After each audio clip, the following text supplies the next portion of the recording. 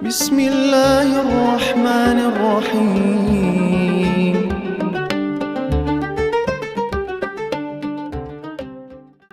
اسلام کی تاریخ میں سب سے پہلی بڑی جنگ جو حق و باطل کے درمیان فیصلہ کن معرکہ ثابت ہوئی وہ ہے جنگ بدر۔ یہ عظیم واقعہ 17 رمضان 2 ہجری یعنی 13 مارچ 624 کو پیش آیا۔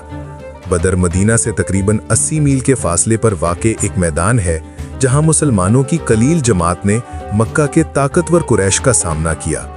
ہجرت مدینہ کے بعد قریش نے مسلمانوں پر ظلم و ستم بند نہ کیا۔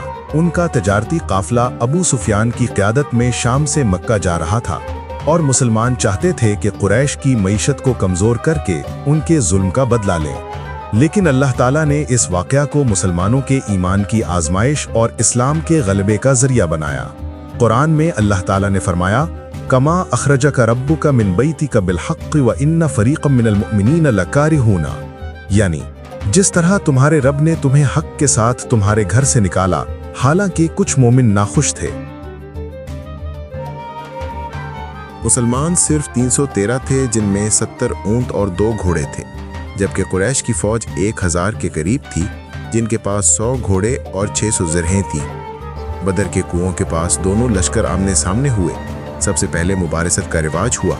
قریش کی طرف سے عتبہ، شیبہ اور ولید نکلے اور مسلمانوں کی طرف سے حضرت علی، حضرت حمزہ اور حضرت عبیدہ رضی اللہ عنہم میدان میں اترے۔ تینوں مکے کے سردار مارے گئے اور مسلمانوں کا حوصلہ بلند ہوا۔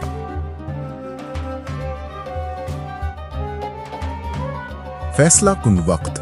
رسول اللہ صلی اللہ علیہ وسلم نے مٹھی بھر کنکریاں قریش کی طرف پھینکی اور فرمایا، شاہت الوجوہ، یعنی چہرے بگڑ جائیں۔ اس لمحے قریش پر خوف و ہراس طاری ہو گیا اور وہ بھاگ کھڑے ہوئے۔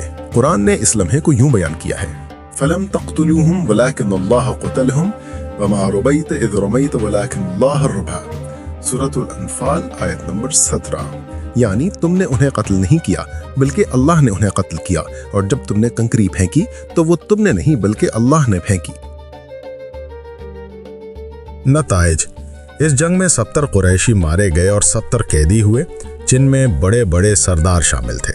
مسلمانوں میں سے صرف 14 شہید ہوئے۔